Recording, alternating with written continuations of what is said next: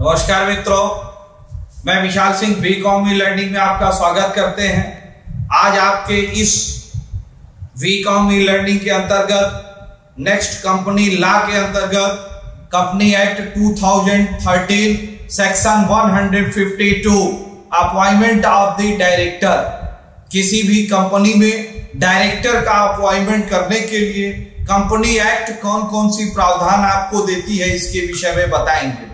पहले हम सरसरी निगाह से सभी अपॉइंटमेंट को आप देख लें।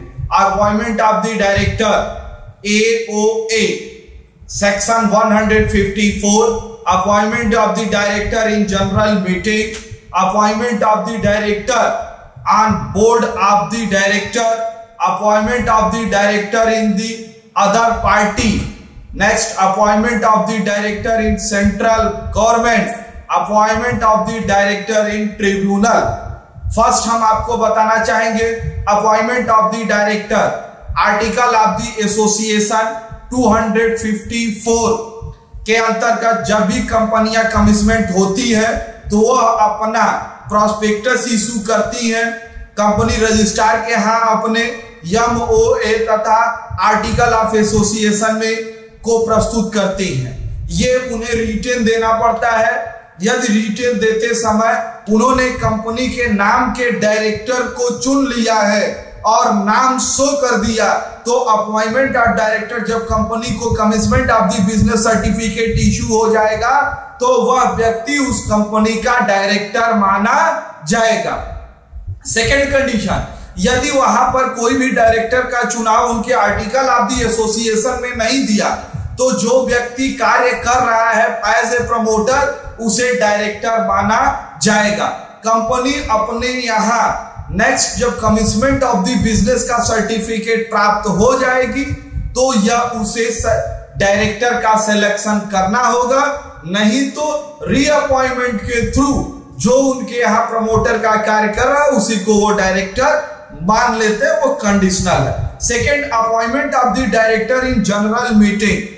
जब बिजनेस कमिटमेंट की सर्टिफिकेट उनको प्राप्त हो जाएगी तब वो अपनी जनरल मीटिंग बुलाएंगे।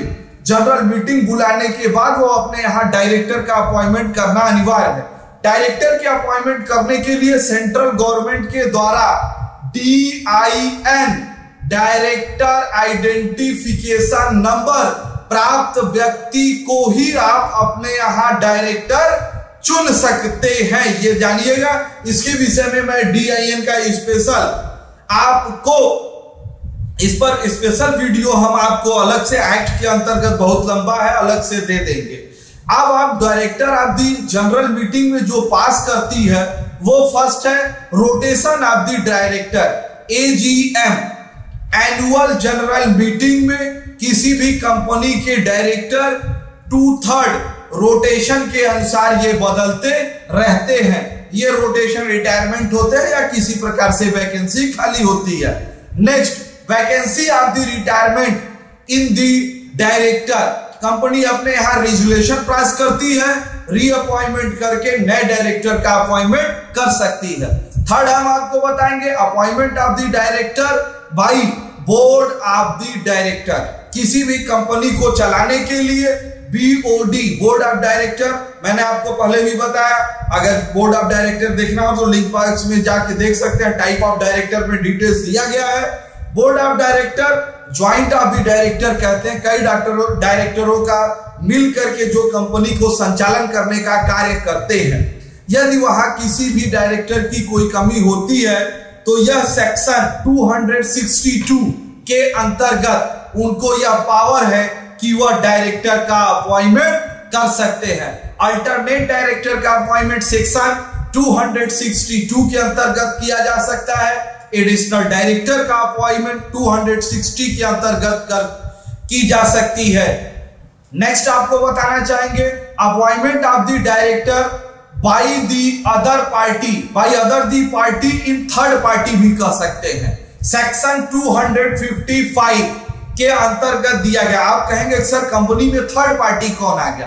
Third party creditor of the company, finance of the company, जिस व्यक्ति में जिस संस्था ने फर्म में अपना पैसा लगाया है, अब वो जो इन्वेस्टर है वो फाइनेंस लोन दिया है, वो भी वो अपने चाहेगा कि मेरा पैसा सुरक्षित रहे, समय से हमको पैसे की प्राप्ति हो जाए। उन फाइनेंसर बिल करके अपने यहां वो एक मीटिंग करके वो एक डायरेक्टर नॉमिनेट कर सकते हैं।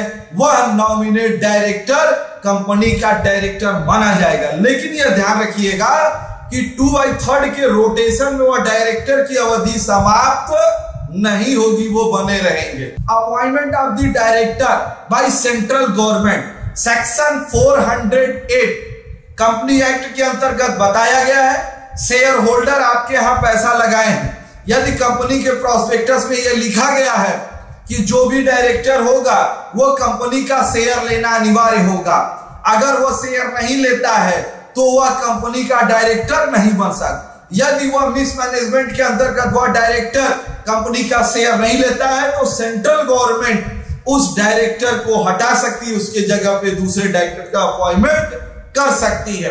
Appointment of the director by tribunal, क्योंकि 1956 में ट्रिब्यूनल की प्रावधान नहीं थी, लेकिन 2013 में ट्रिब्यूनल का प्रावधान दिया गया है। ट्रिब्यूनल किसी भी कंपनी में डायरेक्टर का अपॉइंटमेंट कर सकता है। लोग कहते हैं कि नहीं कर सकता, नहीं, उसको अधिकार दिया गया है।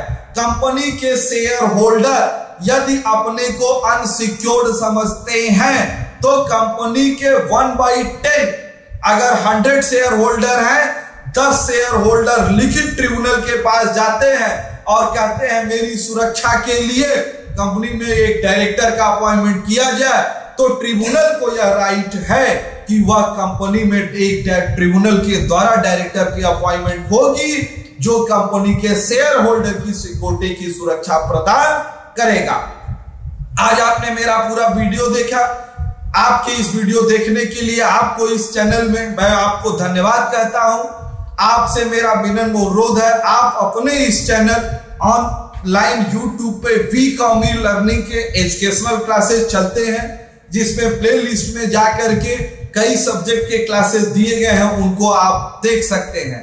आप अपने स्वास्थ्य को बनाए रखें। धन्यवाद।